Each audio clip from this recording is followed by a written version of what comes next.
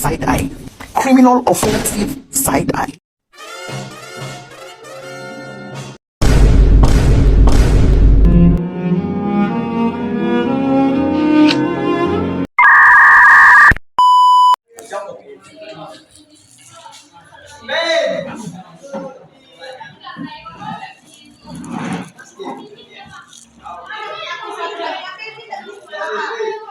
Moza, Moza, Moza.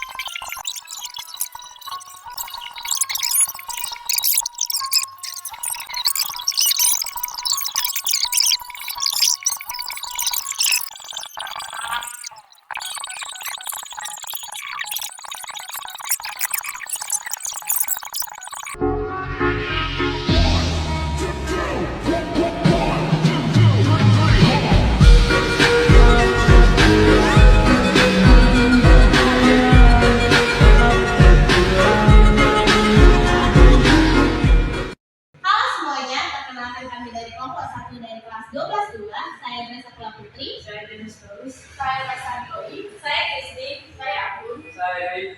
Di sini kami akan menjelaskan tentang replikasi DNA yang akan dijelaskan oleh Ray. 1. Identifikasi lokasi awal replikasi DNA. Tahap pertama disebut juga dengan origin of replication yang merupakan menentukan awal lokasi untuk melakukan replikasi. Lokasi biasanya terjadi pada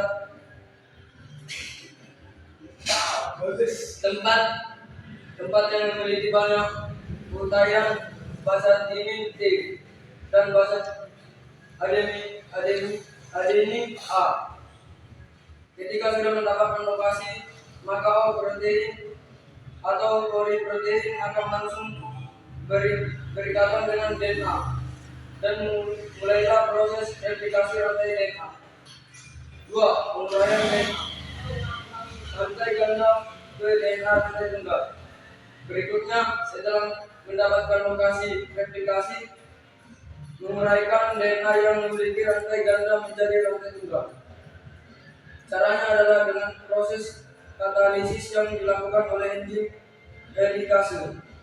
Pertama-tama, rantai pada DNA helikase ganda akan mulai terpisah kemudian membentuk cetakan awal untuk proses replikasi.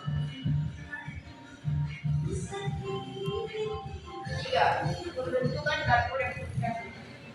Setelah menguraikan rantai ganda menjadi rantai tunggal, berikutnya adalah membentuk dapur replikasi. Tugas ini diberikan kepada enzim helikase yang akan melakukan pembukaan rantai DNA itu.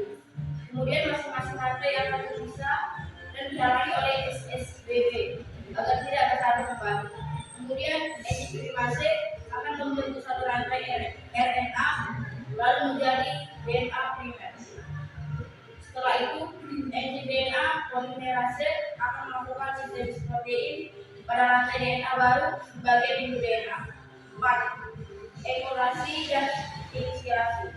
Tahap keempat adalah inisiasi yang dimulai dengan sintesis RNA yang berlanjut pada proses perpanjangan atau emulasi DNA baru lewat enzim DNA polimerase. Kemudian menyatukan fragmen Okazaki oleh enzim ligase.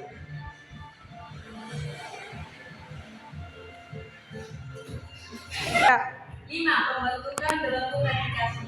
Terakhir adalah pembentukan gelembung replikasi serta menyatukan DNA baru.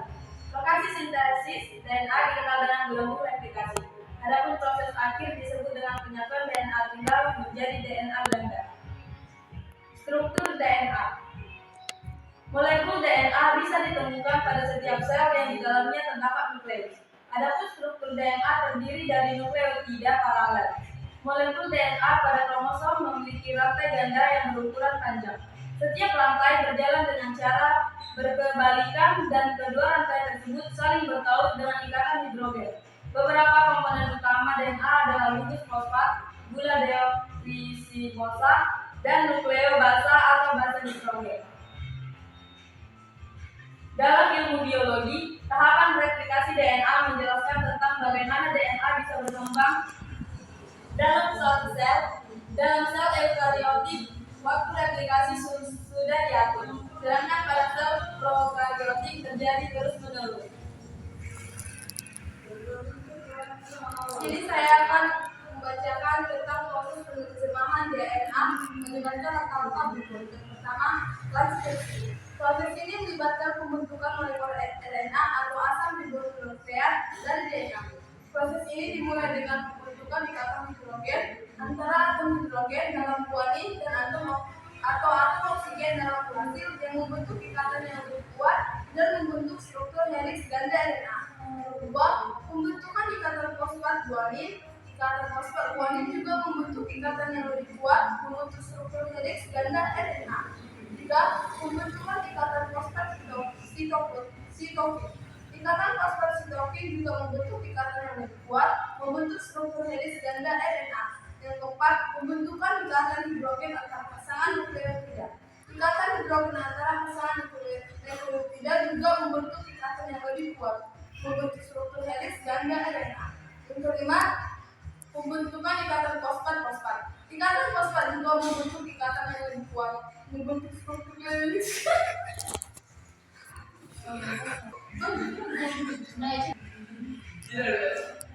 Membentuk ikatan yang lebih kuat, membentuk struktur helix ganda RNA. Yang keenam, pembentukan ikatan fosfatguanin. Ikatan fosfatguanin juga membentuk ikatan yang lebih kuat, membentuk struktur helix ganda.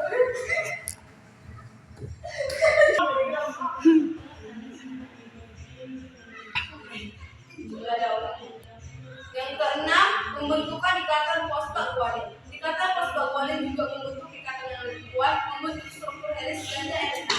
Yang ketujuh, pembentukan ikatan fosfat. Yang ketujuh, pembentukan ikatan fosfat sitokolin. Ikatan fosfat sitokolin juga membentuk ikatan yang lebih kuat, membentuk struktur helix ganda RNA. Selanjutnya yang ke-8, pembentukan ikatan hidrogen antara pasangan nukleotida. Ikatan hidrogen antara pasangan nukleotida juga membentuk ikatan yang lebih kuat, membentuk struktur helix ganda RNA. Yang ke-9, pembentukan ikatan fosfat-fosfat. Ikatan fosfat-fosfat juga membentuk ikatan yang lebih kuat, membentuk struktur helix ganda RNA. Yang ke-10, pembentukan ikatan fosfat guanin. Ikatan fosfat guanin juga membentuk ikatan yang lebih kuat, membentuk struktur helix ganda RNA. Yang ke-11, pembentukan ikatan fosfat sitopin. Yang ke-12, pembentukan ikatan hidrogen antara pasangan nukleotida.